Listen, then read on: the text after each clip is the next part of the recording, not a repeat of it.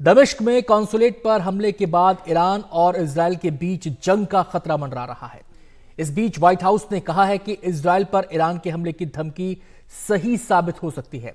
अमेरिकी राष्ट्रीय सुरक्षा परिषद के प्रवक्ता जॉन किर्बी ने कहा कि वो उस हमले के आकार और दायरे के बारे में तो नहीं बता सकते, लेकिन यह खतरा बरकरार है और वॉशिंगटन इस पर बहुत करीब से नजर रख रहा है।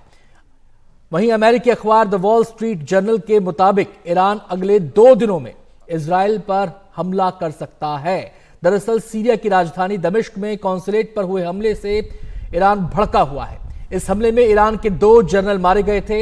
हमले के बाद ईरान के सुप्रीम लीडर आयतुल्ला अल खामनेई ने कहा था कि यह हमला एक तरह से हमारे इलाके में हमला है, इस शैतानी शासन को सजा देनी ही होगी। वहीं हमले की स्थिति में अमेरिका इजरायल का समर्थन करने की बात पहले ही कह चुका है। तो सूरत हाल यह है कि तनाव है और इस तनाव ने दुनिया की टेंशन बढ़ा रखी है।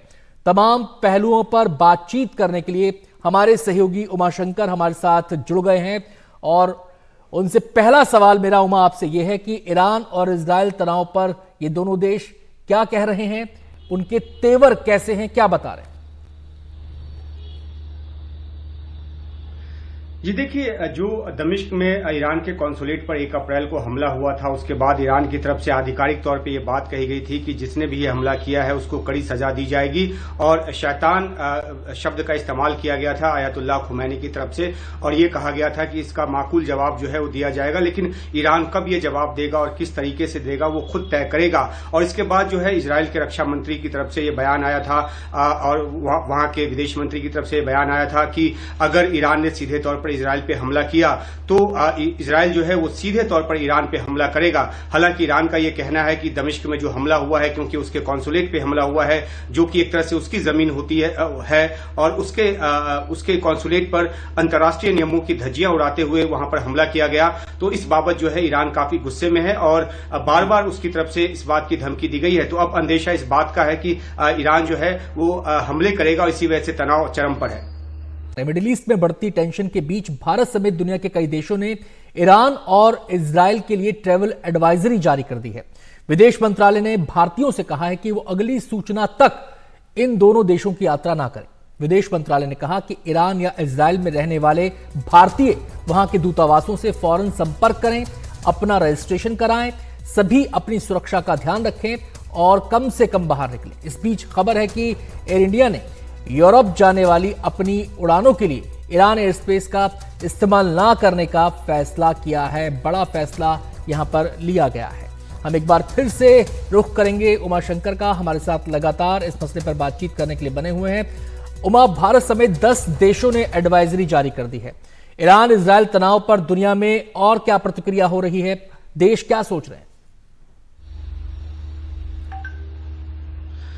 जी देखिए, जब से दमिश्क में हमला हुआ है, हालांकि इजरायल ने उसकी कभी जिम्मेदारी अपनी तरफ से नहीं ली, लेकिन उसके बाद ईरान जिस तरीके से हमले की धमकी उसने दी है तो तमाम देशों को अपने अपने नागरिकों की चिंता है और इसलिए यूएस, यूके, फ्रांस समेत कई देशों ने एडवाइजरी जारी की है और भारत ने भी एडवाइजरी जारी की है। सबों को अपने नागरिकों की चिंता है और इसलिए तमाम एडवाइजरी में मोटे तौर पर यह बात कही गई है कि अगर जो इजरायल में अभी नागरिक मौजूद हैं अलग अलग देशों के, वो जो है वो एहतियात बरते, वो घरों से बाहर अगर जरूरत ना हो तो ना निकलें और जो वहां दूतावास है उसके साथ संपर्क में रहें। अपने आप को रजिस्टर नहीं कराया है तो अपने आप को रजिस्टर कराएं। तो ये एक ऐसी कोशिश है जिसमें कि अगर किसी आपात स्थिति में अगर बड़ा कोई हमला होता है सीधे तौर पर इजरायल पर, तो अपने अपने नागरिकों को वहां से सुरक्षित निकाल पाएं। इस मद्देनजर इस तरह की जो एडवाइजरी है वो अलग अलग देशों की तरफ से जारी की गई है, क्योंकि अगर ईरान सीधे तौर पर हमला करता है तो इजरायल में एक जो स्थिति है वो काफी खराब हो सकती है और इसी मद्देनजर एडवाइजरी जारी की गई है।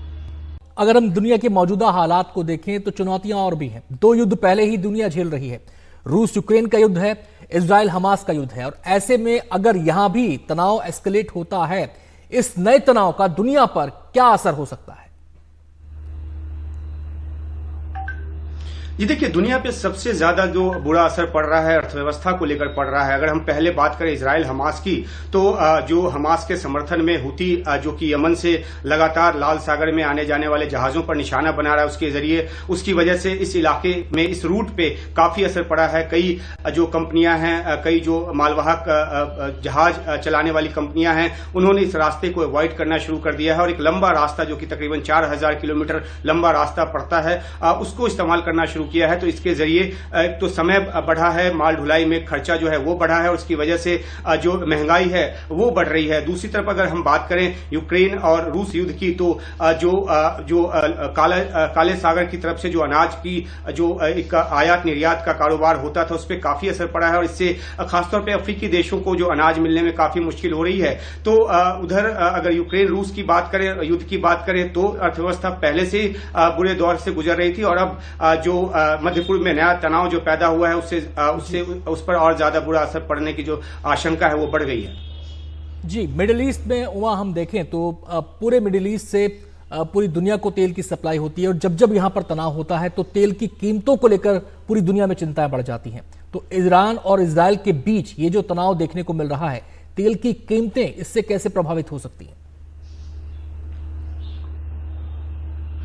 ये देखिए, जो लाल सागर है वो एक बड़ा जरिया है और तकरीबन 10% व्यापार जो है दुनिया का इस रूट के जरिए होता है। और जिस तरह से हुती के हमले लगातार होते रहे हैं मालवाहक जहाजों पर, तो तेल की का जो आपूर्ति है कच्चे तेल की, उस पर असर पड़ा है और उसके जरिए जो है तेल की कीमत जो है वो बढ़ी है।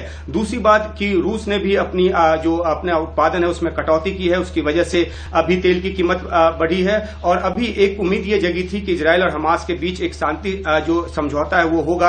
उस उम्मीद में तेल की कीमतों में कुछ गिरावट आई थी, लेकिन जो मौजूदा तनाव मध्य पूर्व में बढ़ गया है, उसके बाद से तेल की कीमतों में फिर से इजाफा देखने को मिल रहा है। और जाहिर सी बात है कि जो भी आयात करते हैं देश, भारत जैसा देश जो जहां की तेल का आयात होता है और दुनिया के कई सारे देशों में तेल जो है मध्य पूर्व से जाता है, तो उस पर असर पड़ना लाजमी है और इसकी वजह से कीमतों में इजाफा देखने को मिल रहा है।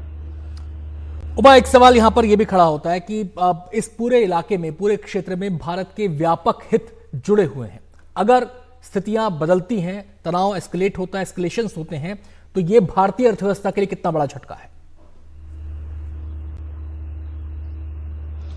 ये देखिए, जाहिर सी बात है कि जब दुनिया की अर्थव्यवस्था खतरे में हो और खासतौर पे अगर तेल, जैसा कि मैंने बताया कि काफी ज्यादा जो आयात भारत तेल का करता है, तो अगर कीमत बढ़ती है कच्चे तेल की तो भारत में इसका असर देखने को मिल सकता है। हालांकि भारत में अभी जो तेल की कीमतें हैं वो स्थिर हैं, उसमें इजाफा नहीं हुआ है, लेकिन अगर लंबे समय तक ये युद्ध का सिलसिला चलता है और तनाव जो है वो बढ़ता है, युद्ध भड़कता है, तो उसका सीधा खामियाजा भारत को भी उठाना पड़ेगा। और खासतौर पर जो माल ढुलाई होकर आता है उसकी जो कीमत है वो बढ़ गई है, क्योंकि लाल सागर का जो इलाका है वो काफी युद्ध की जद में है और हुती के हमले वहां पर होते रहे हैं। तो जो दुनिया की अर्थव्यवस्था की जो हालत है और उसका जो असर है वो भारत पर भी देखने को पड़ सकता है और जो हम सबों को अपनी जेब से ज्यादा कीमत चुकानी पड़ सकती है अगर ये युद्ध जल्द ना रुका तो और तनाव अगर बढ़ना खत्म ना हुआ तो।